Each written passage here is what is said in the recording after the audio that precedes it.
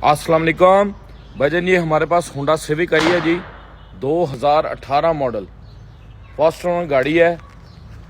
गाड़ी में माइनर सी टचिंग है, फेंडर है और फेंडर के साथ थोड़ा सा बोनट का किनारा सा टच है जी। तकरीबन 6 इंच का पीस है। बाकी गाड़ी टोटल जेन्युइन है। ये देखें जी, गाड़ी खूबसूरत है जी।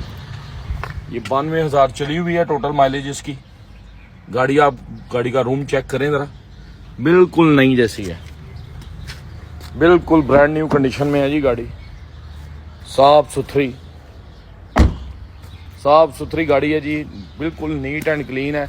जिस मेरे भाई को समझ आती हो वो मेरे साथ रब्ता करे। गाड़ी की डिमांड आप जितनी मर्जी कर लें, ये फाइनल आज की डेट में मिलती है जी 42 लाख रुपए की। जिस मेरे भाई को समझ आए सिर्फ वही रब्ता करे, प्राइस में कमी बेशी नहीं है। ये भाई हैं, इन्होंने अर्जेंट गाड़ी देनी है। ये बहुत मुनासिब प्राइस है जी, 42 लाख रुपये आप बहुत मुनासिब है। जिस मेरे भाई को चाहिए वो रब्ता करे 032144883336। लोकेशन लाहौर जौहर टाउन।